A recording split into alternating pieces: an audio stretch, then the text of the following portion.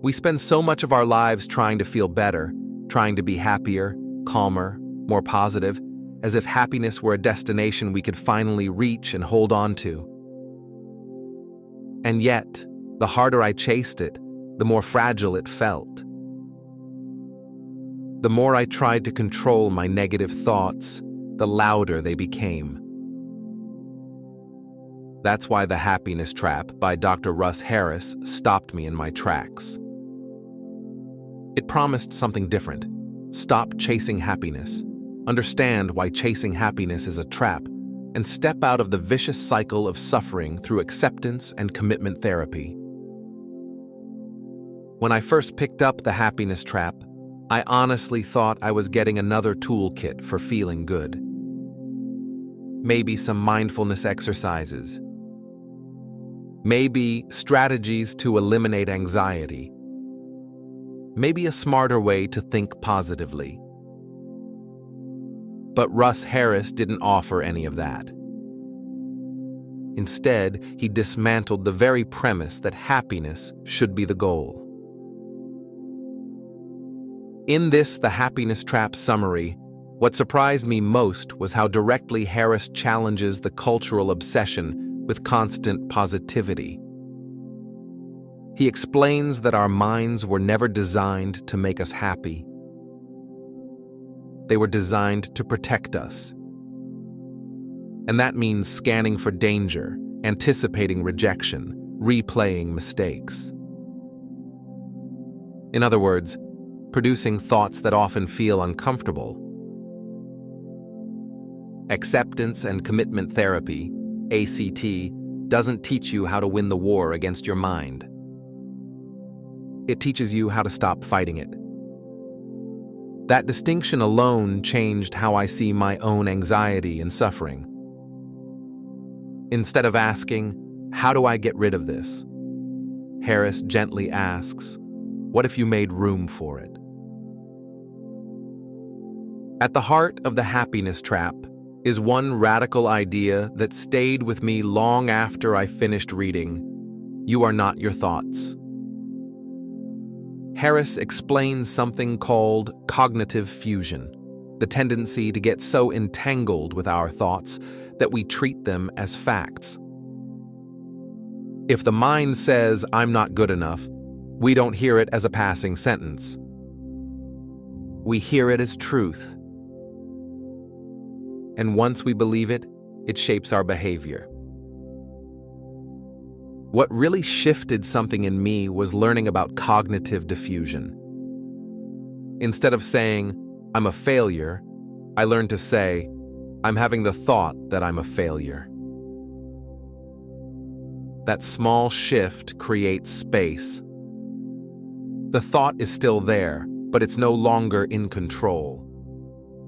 It becomes a mental event, not an identity. Harris compares the mind to a radio that never stops playing. Sometimes it gives useful information. Other times it broadcasts fear, criticism, doubt. You can't turn the radio off. But you can choose whether you let it run your life. Another idea that deeply resonated with me was acceptance. And not the passive kind. Not resignation. Acceptance, in ACT, means making room for uncomfortable emotions instead of exhausting yourself trying to suppress them. Anxiety, sadness, fear. They're part of being human. I realized how much energy I had spent trying to eliminate discomfort before taking action. Waiting to feel confident before speaking up. Waiting to feel calm before starting something new.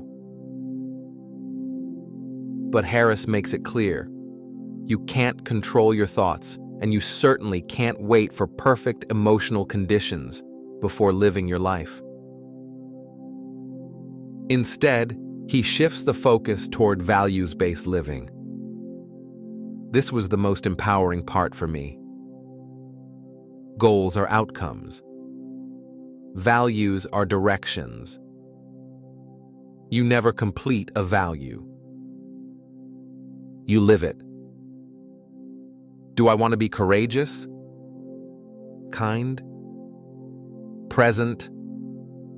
Honest? Those aren't boxes to check. They're ways of showing up, especially when it's hard.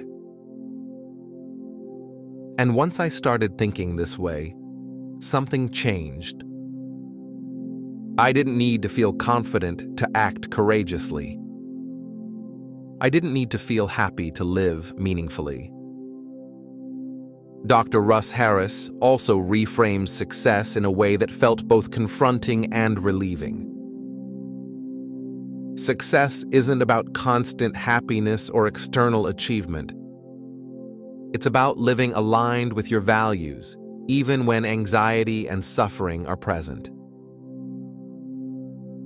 Especially when they're present.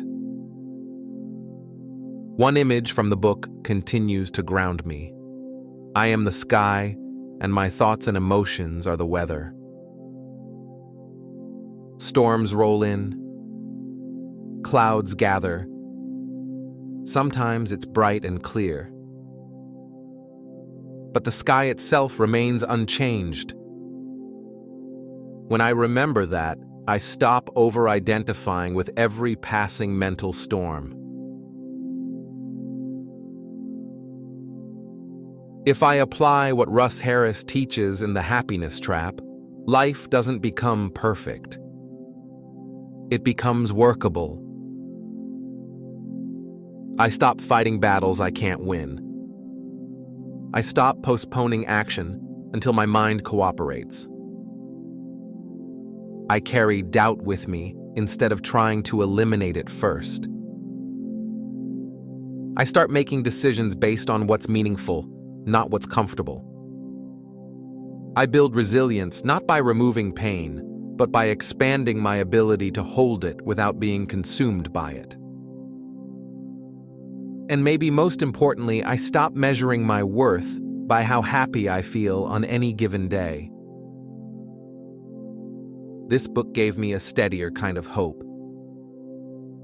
Not the fragile hope that I'll always feel good, but the grounded confidence that I can handle discomfort while still moving toward a meaningful life. And that feels far more powerful. If this resonated with you, like and subscribe for more book breakdowns and mindset insights here at WellReadClub.